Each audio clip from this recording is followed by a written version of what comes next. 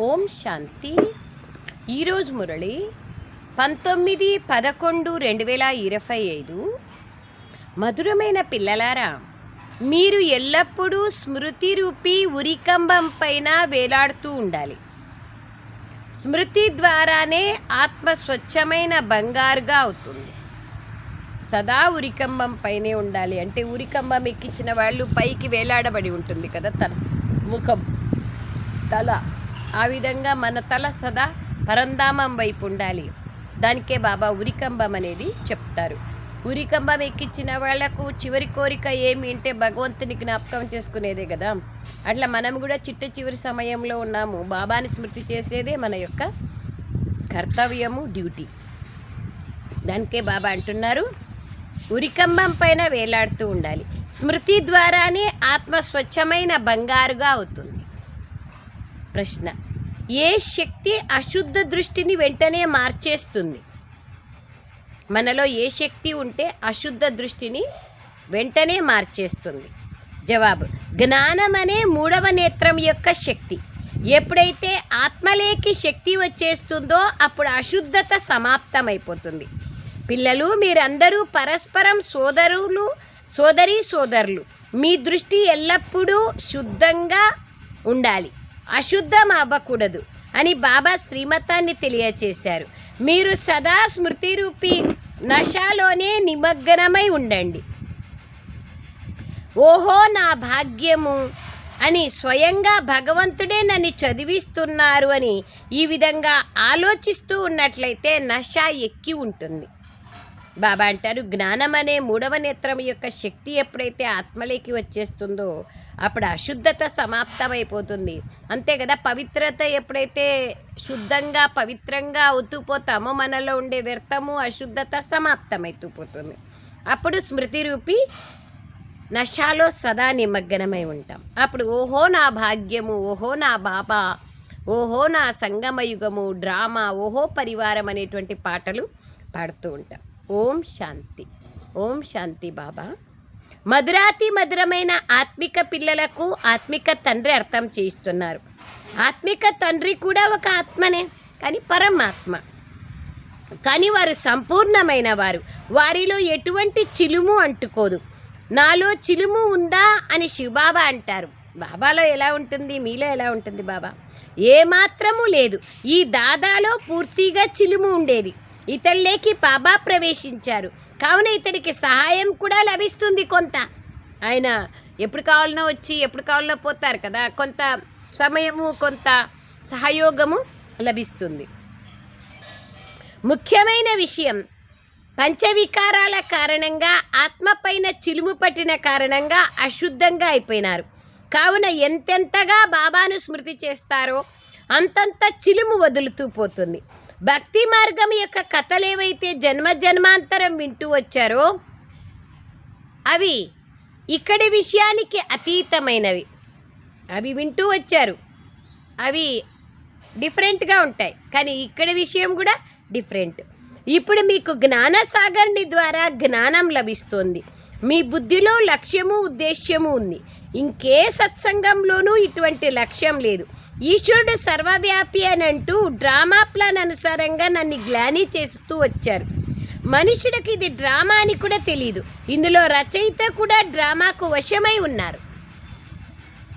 బాబా కూడా డ్రామాకు వశమై ఉన్నారు. డ్రామా తయారు చేసినప్పుడే బాబా తన పాత్రని ఫిక్స్ చేసుకున్నారు, సో బంధింపబడి ఉన్నారు. సర్వశక్తివంతుడన్న గాయనం ఉన్నా వారు కూడా డ్రామా పట్టాపై నడుస్తున్నారని మీకు తెలుసు. బాబా తాము స్వయమే వచ్చి పిల్లలకు అర్థం చేయిస్తున్నారు. నా ఆత్మలో అవినాశి పాత్ర నిండి ఉంది, దాని అనుసారంగా చదివిస్తాను. నేను ఏదైతే అర్థం చేయిస్తానో అదంతా డ్రామా రచింపబడి ఉంది. ఇప్పుడు మీరు ఈ పురుషోత్తమ సంగమ యుగంలో పురుషోత్తములుగా అవ్వాలని బాబా చెప్తున్నారు. భగవాను వాచ, పిల్లలైన మీరు పురుషార్థం చేసి లక్ష్మీనారాయణులుగా అవ్వాలి. మీరు విశ్వాధిపతులుగా అవ్వాలని ఇలా ఇంకే మనుష్య మాత్రులు చెప్పరు. విశ్వాధిపతులుగా నర నుండి నారాయణుడిగా అయ్యేందుకే మనం వచ్చామని మీకు తెలుసు. భక్తి మార్గంలో జన్మాంతరాలు కథలు వింటూ వచ్చారు, కానీ ఏమీ అర్థం చేసుకోరు. తప్పకుండా ఈ లక్ష్మీనారాయణల రాజ్యం స్వర్గంలో ఉండేది, అది ఇప్పుడు లేదు అని మీరు అర్థం చేసుకున్నారు. త్రిమూర్తి గురించి కూడా పిల్లలకు అర్థం చేయించారు బాబా. బ్రహ్మ ద్వారా ఆది సనాతన దేవీదేవత ధర్మస్థాపన జరుగుతోంది. సత్యుగంలో ఈ ఒక్క ధర్మమే ఉండేది, ఇంకే ధర్మము ఉండేది కాదు. ఇప్పుడు ఆ ధర్మం లేదు, అది మళ్ళీ స్థాపించబడుతోంది. కల్పము యొక్క సంగమ యుగంలో వచ్చి నేను పిల్లలైన మిమ్మల్ని చదివిస్తాను. ఇది పాఠశాల కదా, ఇక్కడ పిల్లల నడవడికను కూడా తీర్చిదిద్దుకోవాలి. ఇంపార్టెంట్ నడవడిక, ప్రవర్తన. పంచవికారాలను కూడా తొలగించుకోవాలి. మీరే దేవతల ముందుకెళ్ళి మీరు సర్వగుణ సంపన్నులు, మేము పాపులము నీచులము అంటూ మహిమ చేసేవారు. భారతదేశ వాసులే దేవతలుగా ఉండేవారు.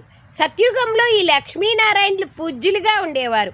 మళ్ళీ కలియుగంలో పూజారీలుగా అయ్యారు. ఇప్పుడు మళ్ళీ పూజ్యులుగా అవుతున్నారు. పూజ్యులుగా సతోప్రధాన ఆత్మగా ఉండేవారు. వారి శరీరాలు కూడా సతోప్రధానంగా ఉండేవి. ఆత్మ ఎలా ఉంటుందో ఆత్మ ధరించే శరీరం కూడా అలాగే ఉంటుంది. ఎట్లాంటి బంగారం అట్లాంటి ఆభరణం, అంతే కదా. బంగారంలో మలినాలు కలిపితే దాని విలువ ఎంత తగ్గిపోతుంది, అలాగే మీ విలువ కూడా ఎంతగానో ఉండేది. ఆత్మ స్వచ్ఛంగా ఉన్నప్పుడు, సత్వప్రధానంగా ఉన్నప్పుడు శరీరం కూడా సత్వప్రధానంగా పవిత్రంగా ఉంటుంది. అప్పుడు ఆత్మ విలువ ఎంతో ఉండేది. ఇప్పుడు అది తగ్గిపోయింది. మీరు పూజ్యులుగా ఉండేవారు, ఇప్పుడు పూజారీలుగా అయ్యారు. ఇప్పుడు ఎంతగా యోగంలో ఉంటారో అంత చిలుము వదులుతుంది. మరి తండ్రితో ప్రేమ ఏర్పడుతుంది. చిలుము వదిలితే ఎట్లా? సూదికి చిలుము పట్టుకొని ఉంటే అయస్కాంతం ఆకర్షించదు కదా, చిలుము పోతే అయస్కాంతం ఆకర్షిస్తుంది. అట్లాగే అయస్కాంతమైన బాబా యొక్క ఆకర్షణ ఆత్మకు కలగాలంటే చిలుము దూరం కావాలా, వికారాల చిలుము, అశుద్ధత. సంతోషం కూడా ఉంటుంది. ఎప్పుడైతే బాబాతో సంబంధం ఏర్పడుతుందో, ఏకాగ్రత ఏర్పడుతుందో సంతోషం కలుగుతుంది. మరి బాబా అంటున్నారు, రోజంతటిలో నేను ఎంత సమయం స్మృతి చేస్తున్నాను అని చార్ట్ రాయండి. బాబా చార్ట్ ప్రతిరోజు చెప్తున్నారు, చార్ట్ రాయండి అని. బాబా స్పష్టంగా చెప్తున్నారు, స్మృతి యాత్ర అన్న పదం సరైనది.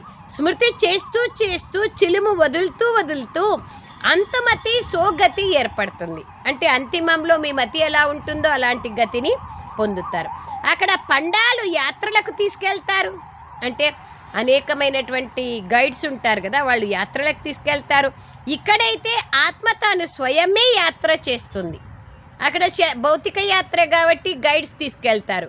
ఇప్పుడు లేపాక్షి, పుట్టపర్తి, అట్లా అనేక తిరుపతి, అట్లా తీర్థస్థానాల్లో గైడ్స్ ఉంటారు. వాళ్ళు తప్పకుండా అదొక జీవనోపాధిగా దాని గురించి ఎక్స్ప్లెయిన్ చేస్తూ ఉంటారు, ఇది ఫలానా అని. సో బాబా అంటున్నారు, అది స్థూలమైనది భౌతికమైనది యాత్ర చేయిస్తారు. అయితే మీది ఆత్మిక యాత్ర, మనసు ద్వారా స్వయం యాత్ర చేస్తారు. మనం పరంధామానికి వెళ్ళాలి. ఎందుకంటే డ్రామా చక్రం ఇప్పుడు పూర్తి అవుతోంది. ఇది చాలా అశుద్ధమైన ప్రపంచమని మీకు తెలుసు. పరమాత్మ గురించి అయితే ఈ ప్రపంచంలో ఎవరికీ తెలియదు. భగవంతుడు ఒక్కడే అంటారు, కానీ ఆ ఒక్కడైన భగవంతుడు ఎవరు? ఆయన నామరూపదేశ కాల కర్తవ్యాలు ఏమి, గుణ కర్తవ్యాలు తెలియదు. ఎప్పుడొస్తారు, ఏం చేస్తారు ఎవ్వరూ తెలుసుకోలేదు. కావుననే వినాశకాలే విపరీత బుద్ధి వినశ్యంతి అంటారు. వారి కోసమైతే ఈ నరకం కూడా స్వర్గం వంటిదే. వారి బుద్ధిలో ఈ విషయాలు కూర్చోవు. పిల్లలైన మీకు ఈ దృశ్యాలన్నింటినీ విచారసాగర మంథనం చేసేందుకు ఎంతో ఏకాంతం కావాలి. బాబా అంటారు, ఇవన్నీ విషయాలు మీరు ఆలోచన చేసేకి మీకు విచారసాగర మంథనం, ఏకాంతంగా కూర్చున్నప్పుడే విచారసాగర మంథనం అనేది చేస్తారు కదా, అది బాబా అంటున్నారు. ఎంతో ఏకాంతం కావాలి. ఇక్కడ ఎంతో మంచి ఏకాంతం ఉంది. సో బాబా అంటున్నారు, ఎంతో మంచి ఏకాంతం ఉంది. కావుననే మధుబనం మహిమ ఎంతో ఉంది. మధుబన్లో కూడా ఏకాంతం ఉంటుంది కదా. పిల్లలకు ఎంతో సంతోషం ఉండాలి. జీవాత్మలైన మనల్ని పరమాత్మ చదివిస్తున్నారు. కల్పపూర్వం కూడా ఇలా చదివించారు. ఇది కృష్ణుని విషయం కాదు. కృష్ణుడు ఒక చిన్న బాలుడు, అతని ఆత్మ అయితే పవిత్ర ఆత్మ. వీరు పరమాత్మ. పవిత్రాత్మకు పరమాత్మకు డిఫరెన్స్ ఉంది కదా. పరమాత్మ పవిత్ర సాగరుడు కదా. మొదటి నంబర్ ఆత్మ అయిన శ్రీకృష్ణుడు ఇప్పుడు మళ్ళీ చివరి నంబర్లేకి వచ్చేసాడు. కావున పేరు కూడా మారిపోయింది. అనేక జన్మల అంతిమ జన్మలో పేరు కూడా వేరుగా ఉంటుంది కదా. ఇతన్ని దాదా లేఖరాజ్ అని అంటారు. ఇతడిది అనేక జన్మల అంతిమ జన్మ. నేను ఇతడిలోకి ప్రవేశించి మీకు రాజయోగాన్ని నేర్పిస్తానని బాబా అంటున్నారు. తండ్రి ఎవరో ఒకరిలేకైతే రావాల్సిందే కదా. ఆయన నిరాకార జ్యోతి స్వరూపుడు కదా. ప్రవేశం చేస్తేనే చదివించగలుగుతారు. ఎవరిలో ఒకరిలో రావాలి కదా. శాస్త్రాలలో ఈ విషయాలు లేవు. భగవంతుడు వస్తారంటారు కానీ ఎవరిలో వస్తారు, ఎప్పుడు వస్తారు అనేది శాస్త్రాలలో రాయలేదు. బాబా పిల్లలైన మిమ్మల్ని చదివిస్తున్నారు, మీరే చదువుతారు. మళ్ళీ సత్యుగంలో ఈ జ్ఞానం ఉండదు, ప్రాయలోపం అయిపోతుంది. ఇది ప్రాలబ్ధం. తండ్రి సంగమ యుగంలోనే వచ్చి ఈ జ్ఞానాన్ని వినిపిస్తారు. మళ్ళీ మీరు భవిష్యంలో పదవిని పొందుతారు. ఇది బేహద్దు తండ్రి నుండి బేహద్దు వారసత్వాన్ని తీసుకునే సమయం. కావున పిల్లలు పొరపాట్లు చేయకూడదు. అసలు పొరపాట్లంటే శ్రీమతానికి విరుద్ధంగా నడవడం కూడా పొరపాటే కదా. చదువు మిస్ చేయడము, అమృతవేళ మిస్ చేయడము, దుఃఖం ఇవ్వద్దు దుఃఖం తీసుకోవద్దు అంటే ఆ విధంగా ఉండడము, ఇవన్నీ పొరపాట్లే కదా. సో బాబా అంటున్నారు పొరపాట్లు చేయకూడదు. మాయ ఎన్నో పొరపాట్లు చేయిస్తూ ఉంటుంది. దానితో వారి భాగ్యంలో లేదని భావించడం జరుగుతుంది. బాబా అయితే భాగ్యాన్ని తయారు చేస్తారు. భాగ్యంలో ఎంత తేడా ఏర్పడుతుంది. కొందరు పాస్ అవుతారు, కొందరు ఫెయిల్ అయిపోతారు. డబల్ కిరీటదారులుగా అయ్యేందుకు పురుషార్థం చేయాల్సి ఉంటుంది. బాబా అంటున్నారు గృహస్థ వ్యవహారంలో కూడా ఉండండి. లౌకిక తండ్రి రుణాన్ని కూడా పిల్లలు తీర్చుకోవాల్సి ఉంటుంది. చూడండి, బాగా అర్థం చేసుకోండి. బాబా జ్ఞానం ఎటువంటిది అనేది బాగా అర్థం చేసుకోండి. కల్చర్ నేర్పిస్తారు బాబా. తల్లిదండ్రికి మించిన దైవం లేరు. తల్లిదండ్రులు కనపడే దైవం అని భావించాలి ఎప్పటికీ. కన్న తల్లిని, తర్వాత జన్మించినటువంటి భూమిని, తర్వాత మాతృభాషను ఎప్పుడు మనం మరవకూడదు. అందుకయ్యే బాబా ఇక్కడ అంటున్నారు విశేషంగా గృహస్థ వ్యవహారంలో ఉండండి. తల్లిదండ్రిని బాగా చూసుకోవాలి, లౌకిక వ్యవహారాలు కూడా చూసుకోవాలి, పిల్లల్ని తీర్చిదిద్దాలి. బాబా అంటారు తల్లిదండ్రులు రుణమును కూడా పిల్లలు తీర్చుకోవాల్సి ఉంటుంది. వాళ్ళ పాలన చేసి, వాళ్ళ కర్తవ్యాలు చేసి తీర్చుకోవాలి. ఈ కాలంలో అమ్మా నాన్నను వృద్ధాశ్రమాలకు పంపిస్తారు. ఎక్కడో కుక్కల్ని వేలు రూపాయలు పెట్టి కుక్కల్ని పిల్లుల్ని సాకుతారు. జంతు బుద్ధి, పని జంతువుల్ని సాకేది. జంతువుల్ని పెట్టుకోవద్దన్నారు ఇక్కడ. కానీ అమ్మా నాన్నను అట్లా వృద్ధాశ్రమాలకి ఎంతమంది కొడుకులుంటే అంతమంది పంచుకుంటారు. ఇదంతా అధర్మం, అన్యాయం కదా. అందుకే బాబా అంటారు లాఫుల్గా నడుచుకోవాలి. చూడండి, తండ్రి రుణాన్ని కూడా పిల్లలు తీర్చుకోవాలి, లాఫుల్గా నడుచుకోవాలి, చట్టబద్ధంగా ఉండాలి. ఇక్కడైతే అందరూ నియమ విరుద్ధంగా ఉన్నారు. ఈ ప్రపంచంలో మనమే ఇంత ఉన్నతంగా పవిత్రంగా ఉండేవాళ్ళం. మళ్ళీ కిందికి దిగజారుతూ వచ్చామని మీకు తెలుసు. ఇప్పుడు మళ్ళీ పవిత్రంగా అవ్వాలి. ప్రజాపిత బ్రహ్మ పిల్లలైన మీరందరూ బీకేలు. కావున మీలో అశుద్ధ దృష్టి ఉండకూడదు. ఎందుకంటే మీరు సోదరులు. బాబా ఈ ఉపాయాన్ని తెలియచేశారు. మీరందరూ బాబా బాబా బాబా అంటూ ఉండాలి కంపల్సరీగా. బాబా లేకుంటే మనం ఏం లేము కదా. చూడండి, భార్య తన భర్తను ఎంతగా గుర్తు చేసుకుంటుంది. మా భర్తకి ఇది ఇష్టము, మా అన్నకి ఇది ఇష్టము, మా భర్తకి ఇది ఇష్టము అని గుర్తు చేసుకుంటూనే ఉంటారు. సో బాబాని గుర్తు చేసుకోవాలి కదా మనము. బాబా బాబా అనాలి. కావున మీరంతా సోదరులు అవుతారు. భగవంతుణ్ణి అందరూ తండ్రి అని అంటారు కదా. మేము శివబాబా పిల్లలమని ఆత్మలు అంటారు. శరీరంలో ఉంటే సోదరులు అవుతారు.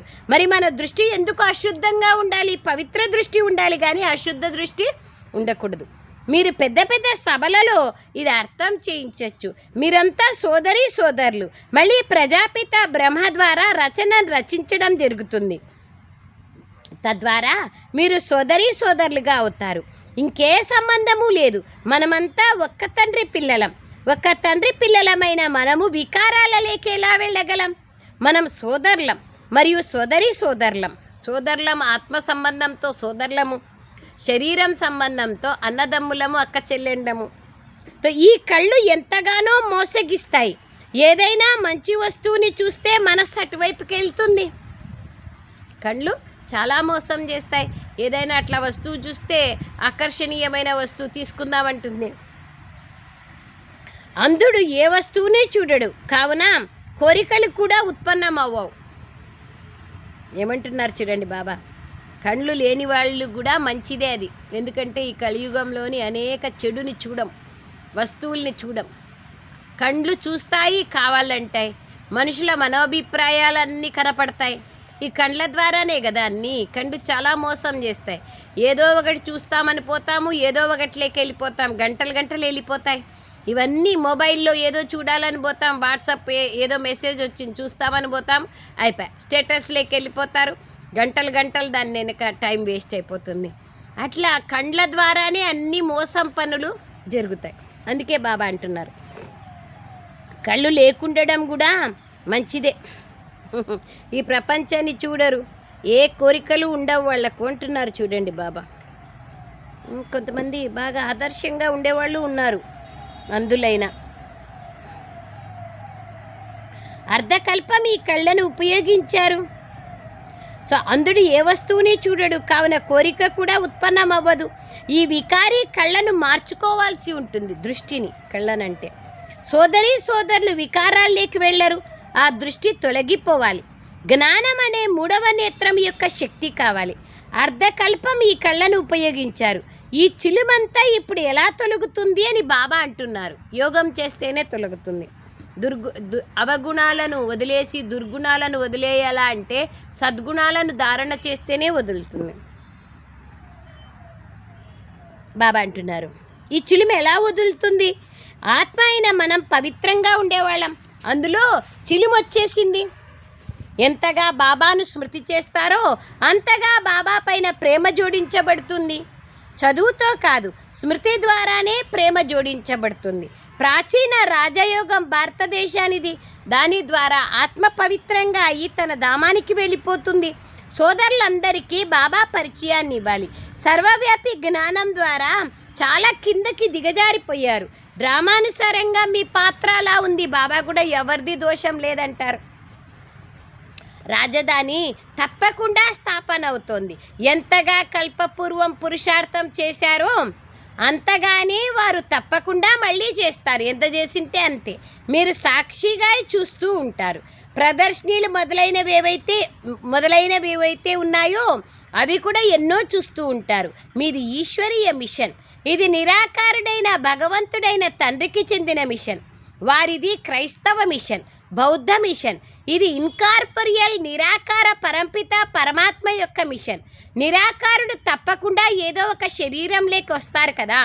నిరాకార ఆత్మలైన మీరు కూడా నాతోనే ఉండేవారు కదా. ఈ డ్రామా ఎలాంటిదో ఎవరి బుద్ధిలోనూ లేదు. రావణ రాజ్యంలో అందరూ విపరీత బుద్ధి కలవారిగా అయిపోయారు. ఇప్పుడు తండ్రితో ప్రీతిని జోడించాలి. నాకు ఒక్క బాబా తప్ప ఇంకెవ్వరూ లేరు అనేదే మీ లక్ష్యం. నష్టమోహులుగా కావాలి. ఇందులో ఎంతో శ్రమ ఉంది. ఇది ఉరికంబం పైకి ఎక్కడం వంటిది. ఉరికంబం పైకి ఎక్కితే బేహద్ వైరాగ్యం కదా, అది బాబా అంటారు. ఉరికంబం పైకి ఎక్కిన వాళ్ళ యొక్క తల సదా పైకి ఉంటుంది. బాబాను స్మృతి చేయడం అనగా ఉరికంబం పైకి ఎక్కడం. శరీరంను మరిచి ఆత్మ తన తండ్రి స్మృతిలోకి వెళ్ళిపోవాలి. తండ్రి స్మృతి ఎంతో అవసరం. లేకపోతే చిలుమెలా వదులుతుంది? శివబాబా మిమ్మల్ని చదివిస్తున్నారని మీ లోపల ఎంతో సంతోషం ఉండాలి. ఎవరైనా వింటే మీరు ఇలా అంటున్నారేమిటి అని అంటారు. ఎందుకంటే వారు కృష్ణున్నే భగవంతుడిగా భావిస్తారు. ఇప్పుడు మేము కృష్ణుని రాజధానిలోకి వెళ్తున్నాం, కృష్ణుని రాజ్యంలోకి వెళ్తున్నాం అని పిల్లలైన మీకెంతో సంతోషం ఉంటుంది. మనము కూడా యువరాజులుగా యువరాణులుగా కావచ్చు. అతడు మొట్టమొదటి యువరాజు కృష్ణుడు. కొత్తింట్లోకి వెళ్తారంటే సుఖం ఉంటుంది, ఆనందం ఉంటుంది కదా. మీరు కూడా స్వర్గంలో యువరాజుగా కావచ్చు. అందరూ మొదటి నంబర్లేకైతే రారు కదా, నంబర్ వారుగా మాల తయారవుతుంది. పిల్లలు బాగా పురుషార్థం చెయ్యండి. మీరు ఇక్కడికి నర నుండి నారాయణుడిగా అయ్యేందుకు వచ్చారని బాబా చెప్తారు. ఈ కథ కూడా సత్యనారాయణ కథ. సత్యలక్ష్మి కథ ఎప్పుడూ విని ఉండరు. సత్యనారాయణుడిగా కావాలంటారు కానీ సత్యలక్ష్మి అనేది ఉండదు. అందరికీ కృష్ణునిపైనే ప్రేమ ఉంటుంది. కృష్ణున్నే ఊయల్లో ఉంచుతారు. కానీ రాధని ఎందుకు ఊపరు? డ్రామా ప్లాన్ అనుసారంగా అతడి పేరు కొనసాగుతూ వస్తుంది. బాబా ఎంత త్యాగం చేసినారు, ఎందుకు కొనసాగదు? మీ సహచరి రాధయే అయినా మీ ప్రేమ కృష్ణునితోనే ఉంటుంది. డ్రామాలో తన పాత్ర కూడా ఇలాగే ఉంది. పిల్లలు ఎప్పుడూ ప్రియంగా ఉంటారు. కృష్ణుడు చిన్న బాలుడు కదా, అందుకే ప్రియంగా ఉంటారు. చిన్నపిల్లలు ఎప్పుడు ప్రియంగానే ఉంటారు. తండ్రి కొడుకును చూసి ఎంతగానో సంతోషిస్తాడు. కొడుకు పుడితే సంతోషం కలుగుతుంది. కూతురు పుడితే గుటకలు మింగుతూ ఉంటారు ఈ కాలంలో. అంటే ఒకప్పుడు, ఇప్పుడు అయితే అది కూడా లేదు, అది కూడా దూరం అయిపోతుంది. కొందరైతే చంపేస్తారు కూడా. రావణ రాజ్యంలో నడవడికల్లో ఎంత తేడా ఉంది చూడండి. మీరు సర్వగుణ సంపన్నులు, మేము నిర్గుణులము అని కూడా గాయనం చేస్తారు. మీరు మళ్ళీ ఈ విధంగా గుణవంతులుగా అవ్వండి అని ఇప్పుడు బాబా అంటున్నారు. మేము అనేక సార్లు ఈ విశ్వానికి అధిపతులుగా అయ్యాం, ఇప్పుడు మళ్ళీ కావాలి అని ఇప్పుడు మీరు భావిస్తారు. పిల్లలకి ఎంతో సంతోషం ఉండాలి.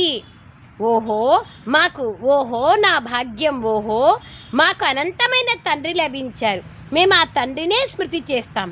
పవిత్రతని ధారణ చేయాలి. మనం ఇలా అవుతాం, దైవీ గుణాలను ధారణ చేస్తాం. ఇది కూడా మన్మనాభావమే కదా. బాబా మనల్ని ఈ విధంగా తయారు చేస్తారు.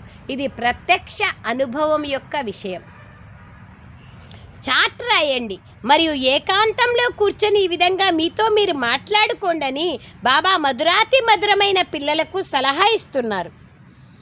చాటు రాయండి మరియు ఏకాంతంగా మీతో మీరే మాట్లాడుకోండి.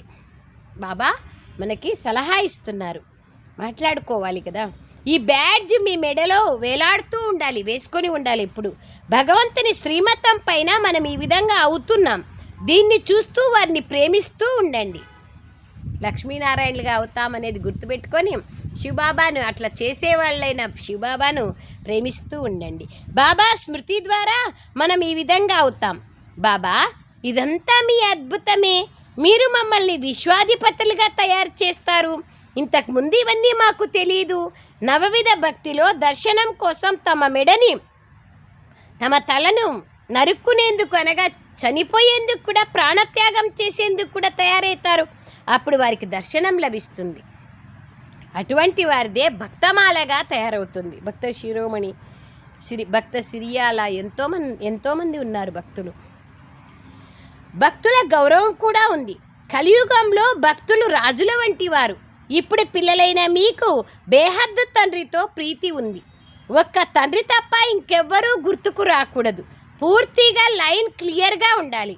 ఇప్పుడు మన 84 జన్మలు పూర్తి అయ్యాయి. ఇప్పుడు మనం తండ్రి ఆజ్ఞ పైన పూర్తిగా నడుచుకుంటాం. కామం మహాశత్రువు, దానితో ఓడిపోకూడదు. ఓడిపోయి మళ్ళీ పశ్చాత్తాపపడితే లాభమేముంది? ఎముకలన్నీ విరిగిపోతాయి. చాలా కఠినమైన శిక్ష లభిస్తుంది. చిలుము వదిలేందుకు బదులుగా ఇంకా జోరుగా చిలుము పట్టుకుంటుంది. యోగం లగ్నం అవ్వదు. స్మృతిలో ఉండడం చాలా శ్రమతో కూడుకున్న పని. మేము బాబా స్మృతిలోనే ఉంటామని చాలామంది కోతలు కోస్తూ ఉంటారు. వినండి బాగా. కానీ అలా ఉండలేరని బాబాకు తెలుసు. ఎట్లా ఉంటాము?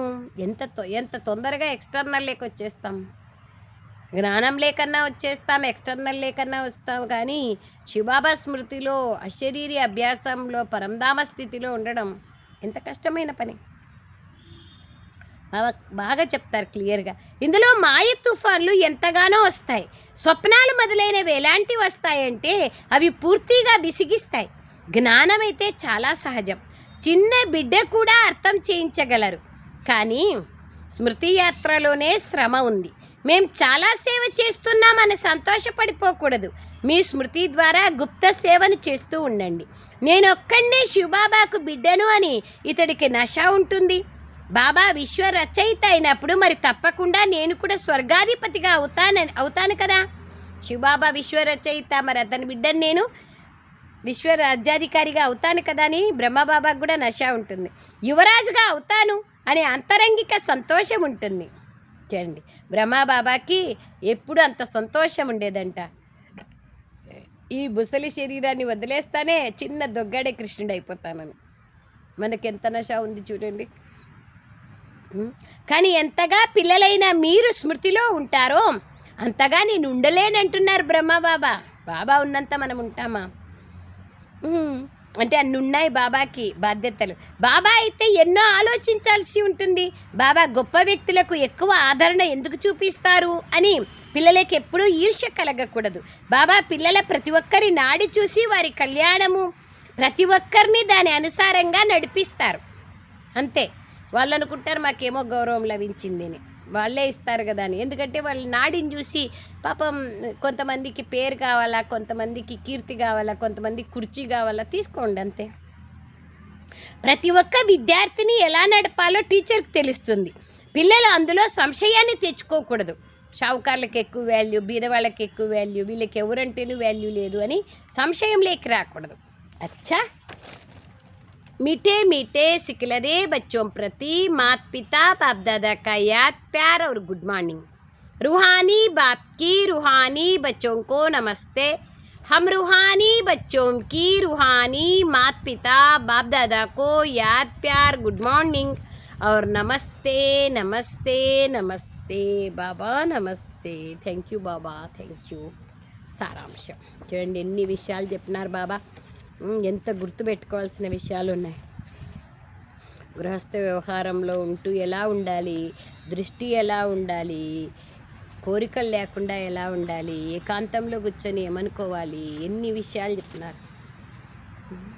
సారాంశం, ఏకాంతంలో కూర్చొని మీతో మీరు మాట్లాడుకోవాలి. ఆత్మకున్న చిలుముని తొలగించుకునేందుకు స్మృతి యాత్రలో ఉండాలి.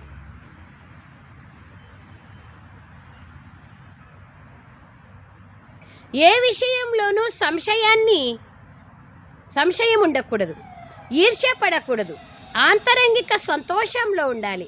మీ గుప్తమైన సేవ చేయాలి. ఏ సేవ లేదు, మనసా సేవ, వాచా సేవ ఉంది, జతలో మనసా సేవ. ఫ్రీగా ఉన్నాను, కర్మణా సేవ ఉంది, సుకర్మణా సేవ. అన్ని రకాల సేవల్లోనూ నేను పాల్గొనాలి. ఎవరు రెడీగా ఆల్రౌండర్గా ఉండాలి. వరదానం, నిరుపేదల నుండి యువరాజులుగా అయ్యే పాత్రను ప్రత్యక్ష రూపంలో అభినయించే త్యాగి లేదా శ్రేష్ఠ భాగ్యశాలి ఆత్మగా కండి. నిరుపేదల నుండి యువరాజులుగా అయ్యే పాత్రను ప్రత్యక్ష రూపంలో అభినయించే త్యాగి లేదా శ్రేష్ఠ భాగ్యశాలి ఆత్మగా కండి.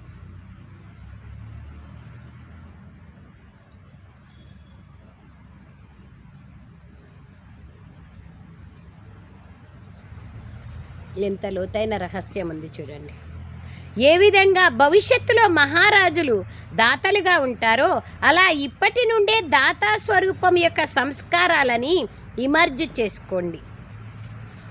ఎవరి నుండైనా ఏదైనా ఉపకారాన్ని తీసుకొని ఆ తర్వాత వారికి ఏదైనా ఉపకారం ఇవ్వాలన్నది సంకల్పంలో కూడా ఉండకూడదు. దీనిని బెగర్ టు ప్రిన్స్ అనగా యాచన స్థితి నుండి యువరాజులుగా అవ్వడం అంటారు. దీనినే బెగర్ టు ప్రిన్స్గా లేదా బికారీల నుండి యువరాజులుగా కావడం అంటారు. ఎవరి నుంచి ఏమీ ఆశించకూడదు. స్వయం తీసుకోవాలన్న కోరిక లేని వారిగా కావాలి. ఈ అల్పకాలికమైన కోరికలు లేని నిరుపేదలుగా అవ్వాలి. ఇటువంటి నిరుపేదలే సంపన్నమూర్తులు.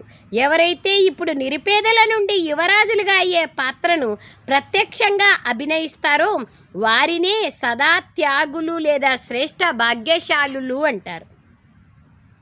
త్యాగం ద్వారా సదాకాలికమైన భాగ్యాన్ని స్వతహాగా తయారు చేసుకుంటారు. త్యాగవానిహి భాగ్యవానహే. ఎంత త్యాగం చేస్తామో అంత భాగ్యాన్ని పొందుతాం. స్లోగన్, సదా హర్షితంగా ఉండేందుకు సాక్షి స్థితి అనే సీటు పైన సాక్షి దృష్టి కలవారిగా కూర్చొని ప్రతి ఆటను చూడండి. సదా హర్షితంగా ఉండాలంటే బాబా అంటారు సాక్షి స్థితిలో ఉండండి. ఈ డ్రామాలో ఏది జరుగుతుందో సాక్షిగా చూడండి. అవ్యక్త ప్రేరణ.